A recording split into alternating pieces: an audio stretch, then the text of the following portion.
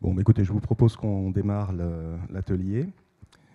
Tout d'abord, je vous remercie. Je suis ravi de vous accueillir pour cet atelier organisé par cette journée 100% actuaire organisée par le groupe de travail Assurance Emprunteur, qui vous présentera nos réflexions sur la problématique segmentation des offres et provisionnement des risques dans les différents référentiels S2 et IFRS. En préambule, je vais nous présenter le panel qui interviendra pendant cette séance. Donc, je suis Vincent Roger, je travaille chez Kereis, courtier en assurance prévoyance, et j'ai le plaisir et l'honneur d'animer, de piloter le groupe de travail Assurance Emprunteur avec Yann Ribourg, qui travaille à la MNCAP. Donc, à ma gauche.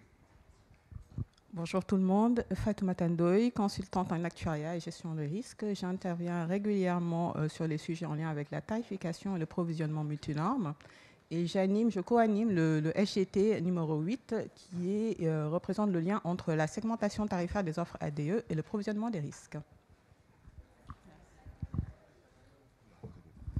Bonjour à tous, Samantha Fupin, je suis Senior Client Manager chez Swiss Re et je fais partie du groupe de travail numéro 8 de l'IA. Bonjour à tous, Frédéric Desflers, responsable pôle ALM Protection chez Société Générale Assurance. Bonjour. Donc l'atelier va s'organiser de la manière suivante. Je vais vous décrire en quelques mots le groupe de travail Assurance Emprunteur, puis remettre ce travail sur le lien entre segmentation des offres et provisionnement des risques dans le contexte qui nous a amené à y travailler. Ensuite, mes collègues vous présenteront les risques liés à la segmentation, la modélisation retenue et cinq précisément mesures d'impact qualitatives et quantitatives qui donneront lieu à 5 recommandations ou 5 bonnes pratiques. Donc pour démarrer, le groupe de travail Assurance Emprunteur existe maintenant depuis 4 ou 5 ans. Il a été initié lorsque les pouvoirs publics ont souhaité déplafonner un certain nombre de mesures de la Convention AERAS. Il regroupe maintenant une cinquantaine d'actuaires et spécialistes en assurance emprunteur ou étudiants en actuariat. Il travaille sur différents sujets. Il a déjà produit des livrables que je vous encourage à consulter sur le site de l'Institut des actuaires, dont des guidelines sur le calcul de la provision pour risque croissant. Il travaille sur les sujets qui intéressent ses membres. J'en ai cité quelques-uns pour la 3e saison qui vient de démarrer. Donc on va parler des taux de chute, on va parler de sélection médicale dans un contexte réglementaire assez particulier qui interdit la sélection médicale sur certains segments. On parle également des implications des enjeux de la segmentation tarifaire.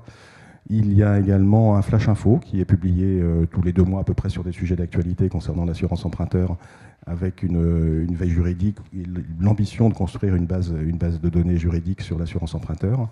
Et enfin, un dernier sujet qui est un petit peu transversal à d'autres secteurs assurantiels, qui est de constituer une base de référence, une base de place, si vous voulez, pour réaliser un certain nombre de simulations ou de tables d'expérience à destination de la communauté actuarielle.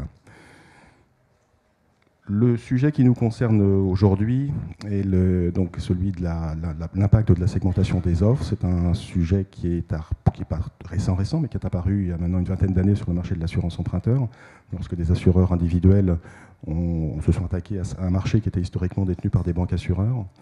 Donc ça amène un certain nombre de questions sur l'impact à long terme de cette segmentation sur le pilotage du risque. Une partie des travaux ont déjà été menés l'année dernière sur l'identification des risques liés à la construction d'une offre avec une tarification segmentée. Là, on va vous faire un focus sur les engagements, que ce soit Best Estimate, dans les différents, ou IFRS 2 ou Solva 2, IFRS 17, pardon, ou Solva 2. Et donc, comment ça va se passer? Comme je le disais, on va d'abord avoir le rappel du contexte, quelques éléments sur la description des hypothèses techniques et de l'assureur fictif qui a été construit pour réaliser ces travaux, et ensuite quelques mesures quantitatives et qualitatifs qui vont nous permettre de donner quelques bonnes pratiques ou recommandations sur le pilotage des offres, que ce soit sur le problématique par rapport à l'évolution du cadre réglementaire, par rapport aux données, par rapport au choix des variables de segmentation, par rapport aux modèles ou par rapport aux indicateurs. Voilà, je laisse la parole maintenant à Fatoumata. Merci beaucoup Vincent pour cette introduction. Oui, les questions se sont à la fin. Voilà, et donc du coup, on a une trentaine de minutes d'exposé et puis une quinzaine de minutes pour dérouler vos questions et répondre à celles-ci. Merci pour cette introduction. Déjà, on va parler du cadre réglementaire et des risques qui sont liés à la segmentation tarifaire. Déjà, il faut savoir que le cadre réglementaire, il est différent entre la tarification et le provisionnement sur deux aspects. Premier aspect, c'est sur les hypothèses techniques. Lorsqu'on fait la tarification, la réglementation française encadre l'utilisation du taux technique et les tables de mortalité, notamment en privilégiant la prudence. En général, quand on a des tables qui sont segmentées en fonction du genre, en général, pour le décès, on a tendance à prendre la table des hommes. En ce qui concerne le provisionnement, lorsqu'on est en norme S1, on doit utiliser des lois qui soient réglementaires ou certifiées, d'expérience certifiée.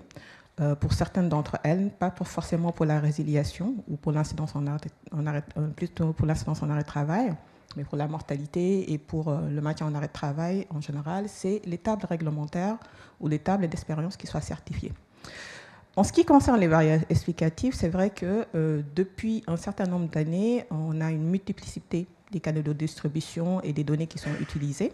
Donc, on a beaucoup de latitude, mais on a quand même certaines contraintes, notamment la Gender Directive qui, depuis 2001, interdit l'utilisation du genre pour pouvoir faire la tarification, alors que ce dernier critère, il peut être utilisé pour le provisionnement des risques.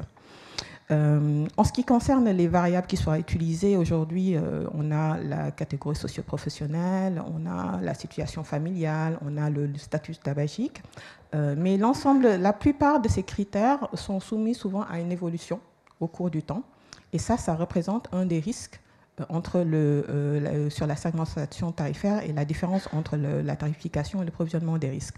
Certaines variables peuvent être utilisées aujourd'hui pour la tarification et peut-être ne pas être disponible pour le provisionnement plus tard ou ne pas être utilisable tout simplement ou être tout soumis à cette évolution des variables. Ça me fait penser ça me fait le lien avec les risques auxquels on est soumis. Donc là, je viens de parler du risque d'évolution de variables. On a le risque déontologique, le fait que certaines variables ne puissent pas être utilisées, que ce soit sur la tarification, que ce soit sur le provisionnement. Le fait d'avoir le risque d'antisélection que l'on connaît bien en assurance vie ou en assurance non-vie, qui augmente aussi avec l'ensemble des lois qu'on a pu avoir, notamment la loi Lemoine en dernier lieu. On a le risque de modèle et le risque opérationnel hors modèle, qui est lié à la complexité des modèles et des systèmes d'information qui sont aujourd'hui utilisés. On a le risque de fausse déclaration, qui peut être intentionnel ou non intentionnel. On a le risque de complexité de l'offre, qui est lié au fait qu'une offre qui est de plus en plus segmentée, c'est une difficulté supplémentaire pour l'assuré, pour comprendre cette offre-là, pour comprendre sa structuration tarifaire, et également pour pouvoir la comparer avec les offres des autres concurrents. C'est également une difficulté pour l'assureur au niveau du provisionnement et au niveau de la tarification et du suivi des indicateurs de risque. Je vais passer la parole à Samantha. Merci Fatoumata.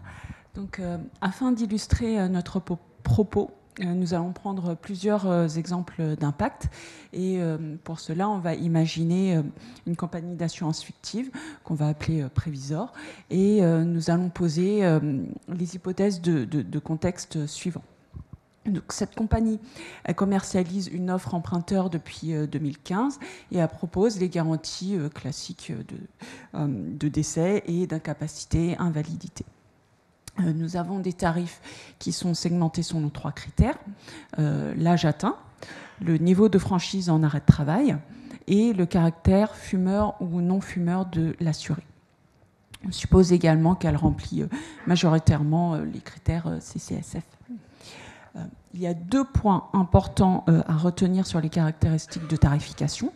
Donc, le premier, c'est qu'il y a des réductions tarifaires qui sont appliquées à certains assurés en fonction de leur profil. Et le deuxième, c'est qu'il n'y a pas de loi de déformation appliquée au tarif. Donc, il n'y a aussi également pas de segmentation en fonction de la CSP ici. Donc, cette stratégie qui est assez différente de celle des autres acteurs du marché, elle entraîne une marge qui est légèrement inférieure à celle qui est attendue. Mais sachant que pour cette compagnie, l'objectif principal est de se positionner sur du mass market, donc d'avoir la plus grande part de marché possible. D'un point de vue technique actuariel, le modèle qui est utilisé ici, c'est la tarification classique, où on considère que les risques d'essai et arrêt de travail sont totalement indépendants entre elles. Alors que pour le provisionnement, le modèle à état est retenu, où on a des corrélations entre les différents risques. Donc on va vous présenter le modèle à état. C'est un modèle, je pense, qui vous sera assez familier. En tout cas, l'assuré, il peut être dans 4 états différents. Il peut être valide et donc passer en incapacité ou décédé. L'état résilié étant une sortie du portefeuille hors décès et hors fin de couverture, donc typiquement fin de prêt ou retraite pour l'arrêt de travail. L'assuré peut être en incapacité, où là il peut redevenir valide, donc repasser à l'état de valide ou passer en invalidité ou décédé. Il peut être en invalidité et là il ne peut passer que à l'état décédé, ou alors il est décédé et c'est le dernier état, celui qui est absent. On en déduit qu'on a besoin de 7 lois pour la modélisation. Donc ça correspond au passage des états. Il y a 3 lois pour la mortalité, donc pour les valides, pour ceux en incapacité et pour ceux en invalidité. Après, il y a 2 lois de passage, l'incidence, le passage en incapacité, le passage en invalidité. Et enfin, les 2 dernières lois, ce sont les lois de maintien en incap et en inval. Ensuite, on a le mode de projection qui est mensuel en début de période, avec un calcul qui est tête par tête. Et on suppose que l'assuré passe obligatoirement d'abord par l'incapacité avant de passer en invalidité. Et enfin, nous sommes sur des prêts immobiliers amortissables avec des franchises absolues en arrêt de travail et des garanties décès, PTIA, ITT et IPT. Voilà, je passe donc la parole à Frédéric. Merci Samantha. On va passer en revue quelques bonnes pratiques pour limiter en fait la différence entre la tarification et le provisionnement. La première bonne pratique, ça va être de minimiser en fait les écarts entre le modèle utilisé pour tarifer et celui utilisé pour provisionner. Donc de manière générale, on va chercher à faire converger le modèle de tarification et de provisionnement, que ce soit dans la structure générale, donc si possible prendre un modèle à état qui est le plus efficace en emprunteur, donc dans la structure générale, dans la granularité ou dans le timing. Il faut évidemment que les principales caractéristiques du produit en termes de garantie soient respectées. Et enfin, il ne faut pas oublier de le documenter. Souvent, c'est la partie la moins agréable, mais c'est important. Dans la slide suivante, on illustre numériquement rapidement la différence. Donc, dans le tableau du bas, on a évalué les contrats de manière classique, sans changement d'état. Et dans la colonne un peu plus à droite, on a utilisé un modèle à état. Donc ici, bon, la différence est assez faible. On voit qu'il y a 14 millions d'écart entre la valeur actuelle des primes, puisque dans le premier modèle, finalement, l'assuré ne peut pas retomber dans l'état valide et payer de primes avant de décéder. Donc là, on a un petit biais, mais quand même, donc la première bonne pratique, c'est convergence des des modèles de tarification et de provisionnement pour éviter toute mauvaise surprise. La seconde bonne pratique, donc une fois qu'on a calé les modèles, je dirais, il faut caler les hypothèses. Et là encore, on va essayer d'avoir les mêmes hypothèses pour la tarification et le provisionnement. Là, je dirais que c'est plus dur, parce que quand on tarifie, normalement, on n'a pas d'expérience, on n'a pas de données. Donc ce qu'on préconise, c'est dans les premiers temps, c'est de provisionner avec les mêmes hypothèses que celles utilisées pour tarifer. On a donné un petit exemple. On avait un taux de résiliation de 4% fixe utilisé pour la tarification. Et ensuite, avec notre expérience, on a pu faire un vecteur de taux de résiliation par ancienneté. On voit sur le graphique à droite, finalement, que plus l'ancienneté, en fonction de l'ancienneté, le taux de résil augmente. Et donc, en termes d'application numérique, on voit que finalement, avec un taux de résiliation à 4%, de manière générale, on projetait moins qu'avec le vecteur de résiliation par ancienneté. Parce qu'au début, en fait, on voit qu'il y a peu de résiliation pour les anciennetés inférieures à 3, je dirais. Donc, voilà. Je repasse la parole à Samantha. Merci. Merci Frédéric. Donc moi, je vais vous présenter la bonne pratique numéro 3, qui est le choix du regroupement des model points. Donc le choix de regroupement des assurés par profil hétérogène, c'est une pratique qui est commune, qui permet de simplifier les calculs. Mais il faut être conscient que cela impacte deux choses. Donc le profil de risque qui peut être déformé dans le temps et les flux futurs de primes sinistres qui sont généralement assez sensibles à ces choix. Donc il est particulièrement important de vérifier la pertinence du regroupement des assurés à fréquence régulière. Il faut également respecter la granularité des variables de segmentation tarifaire, comme les surprimes, les franchises possibles, etc. Donc, afin de conserver un pilotage des risques S2 efficient, il faut être conscient qu'il y a des risques de modèle et des risques opérationnels.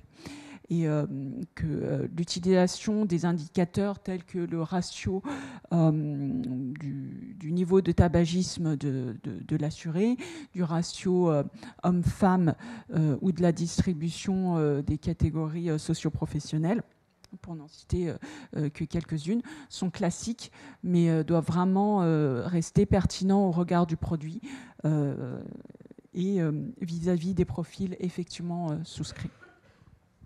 Donc, si on revient à notre produit et qu'on se place 4 ans après le début de la commercialisation, donc, on a une revue des calculs de provisionnement et des hypothèses actuarielles du produit qui conclut à une simplification possible de l'indicateur fumeur-non-fumeur. Donc, la préconisation, ce serait d'utiliser un ratio fumeur-non-fumeur de 22% constant dans le temps. Et l'utilisation d'une table d'expérience unique qui est pondérée par ce ratio fumeur-non-fumeur au lieu des 2 tables par groupe de risque. Donc ces choix de modélisation, ils vont permettre de réduire le nombre de lignes de calcul, puisqu'on était sur du tête par tête, et du coup réduire significativement les temps de calcul. Et on a aussi un gain opérationnel avec la simplification des paramétrages. C'est-à-dire qu'ici, on réduit le nombre de tables à utiliser. Nous savons qu'il y a toujours un fin équilibre entre efficacité et précision. Donc, plus une modélisation est fine et précise, et plus elle est, en règle générale, lourde à paramétrer, coûteuse en temps et donc en ressources, et complexe à mettre à jour ou faire évoluer. Donc, au final, il y a certains raccourcis qui donnent des résultats proches en termes de précision, mais qui permettent un gain opérationnel. Ici, dans notre exemple, l'impact sur la précision, il est évalué à 1,2%, ce qui est, somme toute, assez faible. Mais quand on analyse un peu plus en détail les flux, on observe qu'il peut y avoir une différence significative du résultat. Donc ici, pour la première colonne, qui est l'évaluation des engagements avec la distinction des lignes fumeurs-non-fumeurs, on a un volume de primes qui est inférieur et des sinistres qui sont plus élevés. Et c'est principalement dû au pourcentage de fumeurs qui ont tendance à moins racheter, donc ils décèdent plus dans le portefeuille. Comparativement à la vision pondérée qui, elle aussi, n'est pas dynamique et qui déforme le profil de risque dans le temps. Voilà. Merci beaucoup Samantha, merci Frédéric. Nous allons passer à la bonne pratique numéro 4. Qui concerne le choix des modèles d'estimation. C'est vrai qu'aujourd'hui, lorsque vous appliquez une segmentation tarifaire, qu'est-ce que vous faites? Vous augmentez le maille de segmentation. Et à partir du moment où vous augmentez le maille de segmentation, vous diminuez la volumétrie au sein de chaque segment. Alors, vous êtes soumis au risque de modèle et notamment aux deux principales composants du risque de modèle. La première composante, c'est le risque d'estimation, qui est le fait que les paramètres de vos modèles de tarification et de provisionnement soient mal estimés. Et la deuxième composante, c'est le fait que les modèles que vous utilisez pour chacun des segments, si toutefois il y a des différences entre les modèles, entre les segments, ne soient pas en adéquation avec le risque que vous cherchez à modéliser. La bonne pratique, c'est déjà de respecter deux contraintes principales. La première contrainte, c'est le respect de la loi des grands nombres, qui vous oblige à considérer la volumétrie des assurés au sein de chaque segment. Et la deuxième contrainte, c'est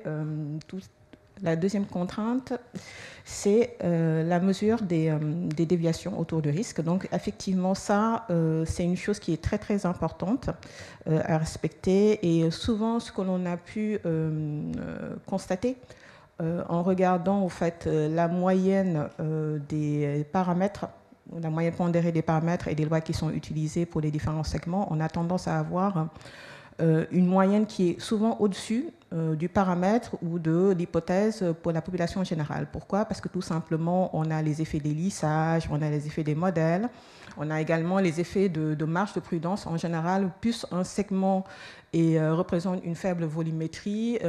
En termes volumétrie, quand je parle de volumétrie, c'est en nombre d'assurés, c'est-à-dire en nombre de lignes, mais également en volumétrie temporelle.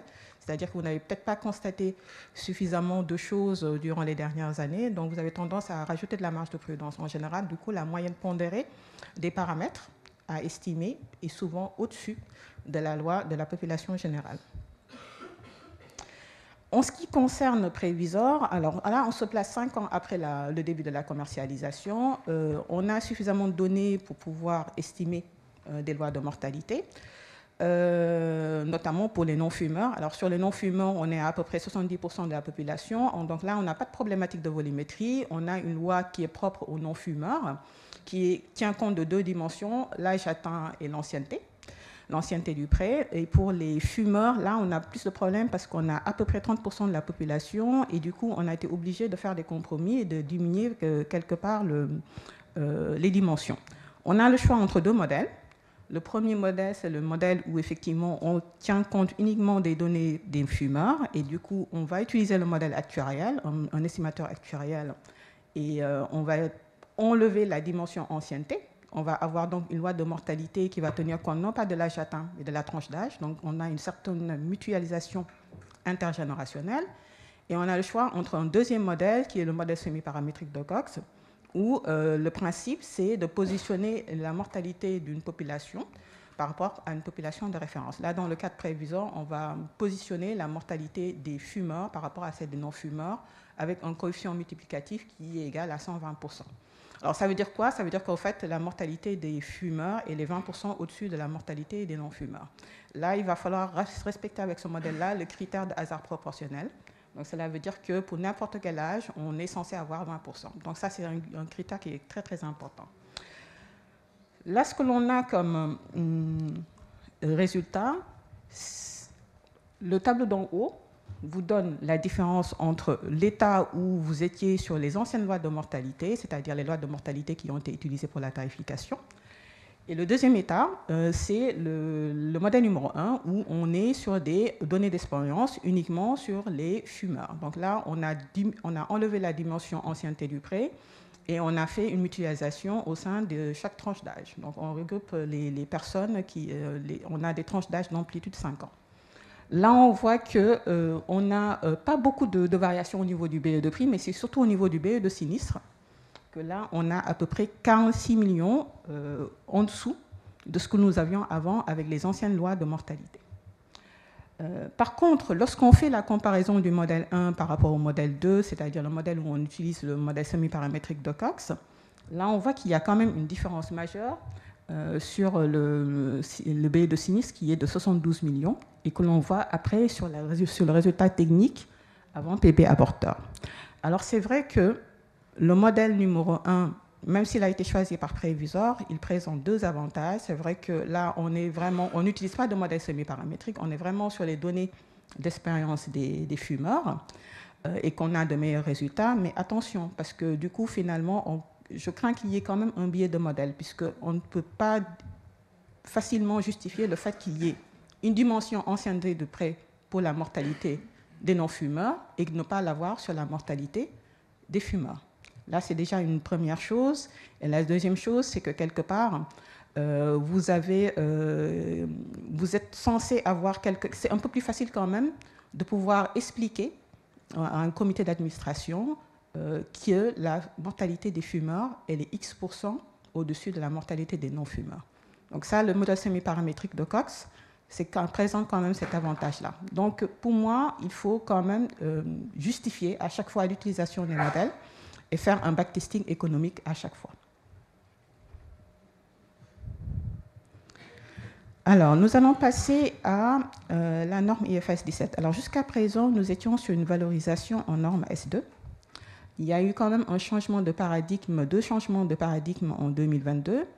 Le premier, c'est le passage à IFRS 17, qui est une norme comptable à laquelle sont soumises certaines compagnies d'assurance.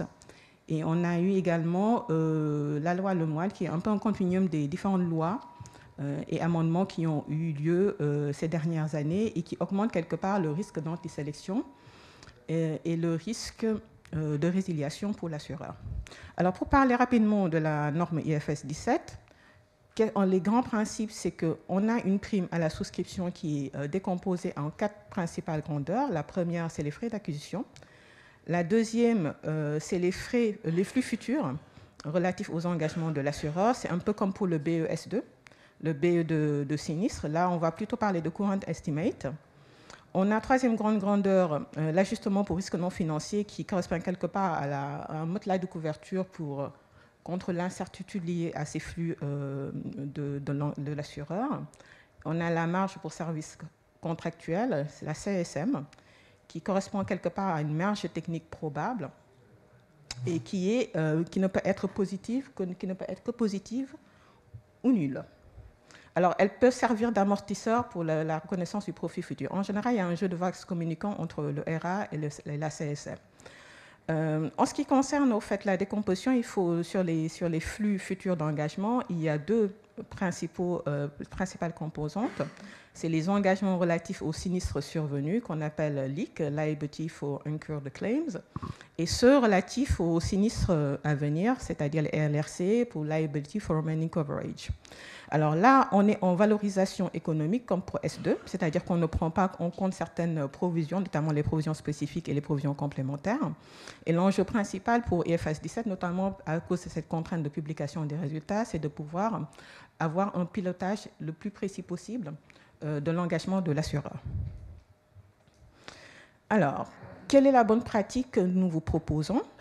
C'est que face à ces enjeux-là, pilotage IFRS 17 et quelque part avènement de la loi Lemoine qui augmente le risque d'antisélection et le risque de résiliation, il va falloir être le plus précis possible sur l'évaluation des risques en ayant un pilotage une analyse assez régulière des KPI et des KRI, c'est-à-dire les indicateurs de performance et les indicateurs de risque, à la maille, bien évidemment, qui vous a servi à faire la tarification, et même éventuellement à une maille peut-être plus fine si les données vous le permettent.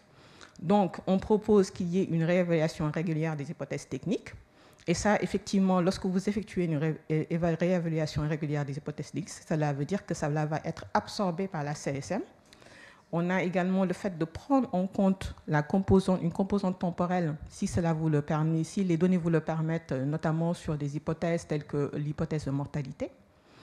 Et le fait de différencier le niveau de RA en fonction des segments que vous avez. Si effectivement vous avez un segment sur lequel vous avez une certaine incertitude au niveau de l'évolution de la sinistralité, vous avez des problèmes de qualité des données ou vous avez une duration qui est assez longue, c'est bien d'avoir un niveau de RA qui soit le plus élevé possible. Mais par contre, le fait d'avoir un niveau de RA qui soit le plus élevé possible, ça veut dire que quelque part, vous êtes en train de délayer la reconnaissance de résultats futurs dans le cadre de IFRS 17.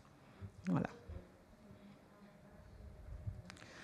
Dans le cadre de prévisor, même si effectivement la segmentation tarifaire a été faite, comme l'a dit Samantha, en fonction de l'âge atteint et du statut tabagique, il y a une variable qui était dans les bases de données qui n'a pas été utilisée, c'est-à-dire la profession. Et grâce à cette variable-là, même si effectivement on est soumis au risque d'évolution dans le temps, cette variable-là nous permet à prévisor de pouvoir constituer 3 groupes de risques homogènes.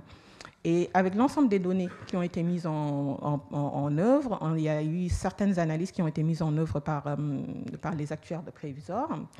Et ces statistiques-là permettent quelque part, en fonction des segments de risque, de pouvoir avoir des RA, des niveaux de RA qui soient différenciés et d'avoir également des hypothèses techniques qui soient différenciées. C'est ce que l'on vous a mis dans le tableau d'en bas. Donc, on voit qu'on a la capacité de faire beaucoup de choses, c'est-à-dire de pouvoir soit être dans un état où on a une modélisation avec un niveau de RA différencié, ou bien d'avoir des hypothèses techniques qui soient différenciées en fonction des segments de risque. Alors, là, dans le premier tableau, on a le premier état du monde, c'est celui sur lequel s'était positionné auparavant prévisor, où on a un ratio RA sur current estimate qui est de 7,5%. C'est quelque chose que vous pouvez voir sur le marché, un niveau de RA qui soit et pourcentage du BE de sinistre, ou bien quelque chose qui soit réévalué régulièrement. Donc là, pour des problématiques opérationnelles, on est passé sur un niveau de RA sur BE de sinistre qui est égal à 7,5%. Alors, le deuxième état du monde, c'est celui où on a un ratio RA sur BE de sinistre qui va être différencié en fonction des segments de risque. Là, on voit que le BE de sinistre et le BE de prime, c'est-à-dire plutôt le BE de sinistre et le BE de sinistre, le BE de sinistre et le BE de prime, ne vont pas être impactés par cette différence de ratio-là, puisque ça va se voir plutôt sur le niveau de RA qui va augmenter de 134 millions. Alors, là, c'est le premier état, c'est la première comparaison. Dans la deuxième comparaison, on va plutôt se placer dans un état du monde où vous allez garder un niveau de ratio RA sur current estimate qui est égal à 7,5%, c'est-à-dire qu'il n'est pas différencié en fonction du segment de risque, mais vous allez avoir plutôt des hypothèses techniques qui soient différenciées en fonction des segments de risque. Là, dans ce troisième état du monde-là, vous voyez que le BE de prime et le BE de sinistre vont bien évidemment bouger, puisque vous avez fait bouger vos hypothèses techniques, alors que dans l'autre cas, au fait, vous ne faites varier que votre ratio RA sur current estimate. Là, vous allez avoir le BE de sinistre qui va diminuer qui va plutôt augmenter de 55 millions, par le deuxième état du monde, troisième état du monde par rapport au deuxième état du monde. Et l'ajustement pour risque va diminuer par contre de 130 millions. Voilà. Là, en réalité, comme votre ajustement pour risque, il est fonction au fait de votre current estimate, si votre current estimate au fait il diminue, mécaniquement au fait votre ajustement pour risque va diminuer. Et du coup, la CSM que vous allez pouvoir dégager va être plus importante. Alors, attention, parce que dans le troisième état du monde, on est dans une dynamique où on cherche à évaluer des hypothèses techniques en fonction des groupes de risque. Donc, c'est opérationnellement très, très lourd. Il y a de la documentation à faire. Le meilleur compromis en fonction des données dont vous disposez, de la volumétrie dont vous disposez, c'est d'avoir plutôt un ratio ERA sur current estimate qui soit différencié, mais avec une documentation, une justification qui s'impose, qui soit différenciée en fonction des traitements de risque. Parce que le premier état du monde où vous avez un ratio ERA sur current estimate qui est flat et qui ne dépend pas de votre risque, sachant que vous allez avoir une différence de comportement, une différence de résiliation, une différence également de sinistralité en fonction des groupes de risque, ne peut pas se tenir. Merci beaucoup. Donc je reprends la parole. Merci beaucoup à Fatoumata, Samantha et Frédéric pour cette présentation. Quelle suite, prochaines étapes à ce travail? Pour ceux que le sujet intéresse ou pour ceux qui ont été un petit peu perdus par cette présentation forcément courte compte tenu du calendrier de la journée, un webinaire sera organisé dans les prochains mois sur la base de ce travail, mais avec un plus grand approfondissement et un petit peu plus de temps pour expliquer les hypothèses et les enjeux et les conséquences de la segmentation tarifaire sur la mesure du provisionnement, la mesure du risque. Sinon, le groupe de travail, le SGT8, continuera à travailler, en particulier en s'appuyant sur les travaux de Samantha, avec une approche qui cherchera à comprendre l'évolution ou l'équilibre optimal qui, d'un point de vue actuariel, peut exister dans un marché qui est composé d'acteurs, ou de deux groupes d'acteurs en l'occurrence, qui ont des politiques de segmentation différentes. Donc, très schématique, c'est les banques assureurs d'un côté qui, par leur mutualisation, ont un niveau de segmentation un petit peu plus faible que les assureurs alternatifs qui ont des volumes plus petits et une segmentation plus fine. Donc la question qu'on va essayer de creuser ensemble, en s'appuyant sur des travaux, des modélisations théoriques, c'est est-ce qu'il existe un équilibre de marché d'un point de vue actuariel en termes de part de marché, en termes de partage de résultats entre des acteurs qui ont des politiques de segmentation tarifaire et de sélection des risques aussi différentes. Je n'ai pas de réponse aujourd'hui, j'espère pouvoir vous en dire plus peut-être l'année prochaine lors de la journée 100% actuaire. Encore merci beaucoup. Donc maintenant je vais laisser la place à quelques questions et j'espère des réponses pertinentes.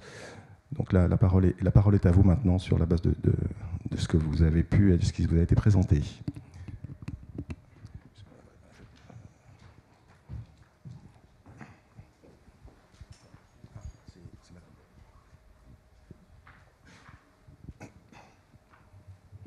D'abord, merci beaucoup pour la présentation.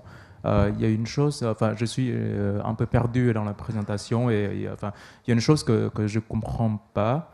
Donc, lorsque vous présentez les tableaux, donc, il y a une colonne à gauche, une colonne à droite. Ce sont des prédictions de deux méthodes différentes. C'est bien ça. Et donc, vous montrez qu'il y a une différence entre les deux méthodes. Et du coup, les modèles, comment ils sont faits? Est-ce qu'il y a une base de données fictives sur lesquelles les modèles sont fités? Et dans ce cas-là, pourquoi ne pas comparer les résultats des modèles avec ce qui est observé? Vous parlez de quel tableau? De quasiment tous les tableaux, en fait. Tous les tableaux, d'accord, Oui. ok. Donc votre question, c'est pourquoi ne pas plutôt comparer au fait les différents modèles statistiques Avec les résultats observés, en fait. Et pourquoi comparer les différences des prédictions des modèles? Que bien sûr, il y a des différences, mais je n'arrive pas à comprendre. C'est quoi la meilleure méthode quand on dit que les deux modèles donnent des résultats différents, en fait? Ah d'accord, ok. C'est peut-être sur le modèle, peut-être par exemple le choix des modèles de mortalité, des choses comme ça, parce que c'est vrai que du coup on est passé très rapidement sur un tableau sur lequel on fait la comparaison entre les modèles les tables de mortalité des modèles 1 et des modèles 2. En fait, vous vouliez avoir un lien entre les modèles statistiques qui ont été mis en place et les résultats qui ont été trouvés, c'est ça, en fait. Ah ouais. Voilà, Ah oui, au fait, en réalité, ce sera surtout pour le webinaire. Là, on était obligé d'élaguer, mais on a sur le webinaire, au fait, pas mal de comparaisons statistiques entre les différents modèles. Par exemple, un choix entre le modèle actuariel, le modèle d'Allen, le modèle semi-paramétrique de Cox. Et ce sera plutôt sur la partie statistique que l'on va s'apesantir sur la partie webinaire. Là, on était obligé d'aller vite parce qu'on était plus sur la compréhension déjà des guidelines et puis l'impact économique. Parce que ça aurait fait long de faire à la fois l'impact statistique, les représentations statistiques, c'est un atelier à part entière. Donc là, on va faire un webinaire un peu plus long où on va faire la comparaison des différentes méthodes statistiques et ce que cela donne quelque part en termes de valeurs indicateurs économiques et indicateurs de risque. D'accord, merci.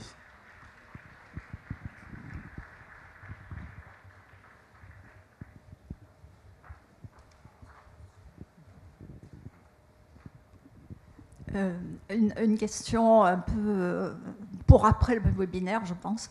Est-ce que vous pensez que les acteurs, l'Institut des acteurs devrait s'exprimer sur les conséquences de la segmentation au niveau faire une communication de façon à avoir une politique peut-être plus satisfaisante pour un équilibre des marchés? Parce que là, on voit qu'il y a des résultats et comme tu viens de le dire en conclusion, c'est quand même pas facile d'être sûr qu'on peut trouver un équilibre de marché. L'Institut est légitime effectivement à s'exprimer sur ce sujet-là. La difficulté est de dissocier dans la problématique segmentation de ce qui est le pilotage actuariel, de ce qui est l'équité et la dimension éthique liée à la tarification, dans sa dimension qui peut conduire jusqu'à de l'exclusion, ça c'est un fait. Le cas qui va nous intéresser, je pense dans un premier temps, on va le laisser dans la poursuite des travaux, Florence, on va le laisser sous l'angle actuariel.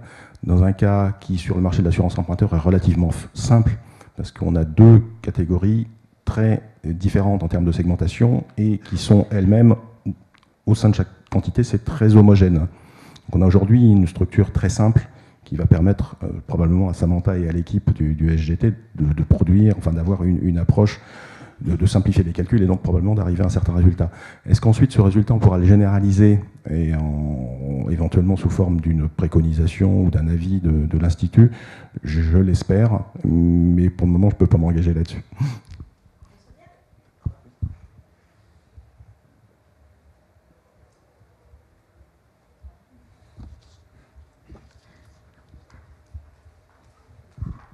Bon, bah écoutez, s'il n'y a pas d'autres questions... Ah, si, Giuliano. Oui, merci. Donc j'avais deux ou trois questions. Enfin voilà. Première question, donc j'imagine que tous les résultats qui ont été exposés est-ce que ça ne concerne que le décès ou également les garanties ITT-IPT? C'est une première question. Deuxième question, en ce qui concerne les hypothèses de segmentation, est-ce qu'elles sont centrées uniquement en décès ou vous avez également intégré des segmentations sur les garanties ITT ou PT? Par exemple, la segmentation fumeur-non-fumeur, est-ce qu'on peut envisager de l'intégrer également sur des garanties complémentaires? La question peut être posée. Et enfin, je me permets, si vous avez le temps, je suis toujours surpris d'entendre, voilà, je sais que ça fait débat, sur la notion de la PB emprunteur. Donc là, vous avez indiqué les résultats avant ou après PB. Est-ce qu'il faut entendre commission ou participation bénéfice, voilà, puisque vous avez des apporteurs, ça peut poser des questions. Voilà, si je puis me permettre, merci. Merci Giuliano pour tes questions. Je vais commencer par la dernière, c'est une commission, effectivement. C'est vrai que c'est un abus de langage de parler de PB, mais c'est plutôt une commission.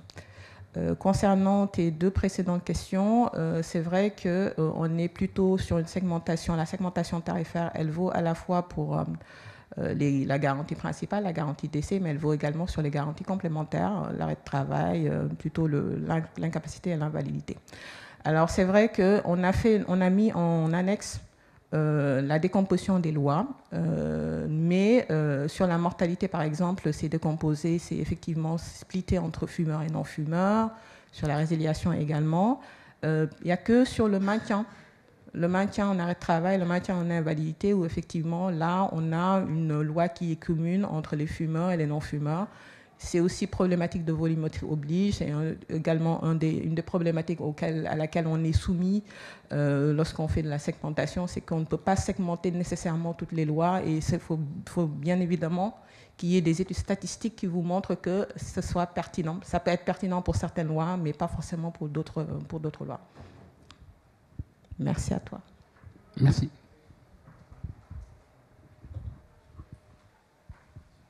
Bon, écoutez, je crois qu'on va maintenant clore cette séance, cet atelier. Je vous remercie pour votre écoute, je vous remercie pour vos questions. J'espère vous retrouver lors du webinaire. Donc, surveillez vos mails de l'Institut des Actuaires, vous aurez très certainement l'information. Bonne continuation.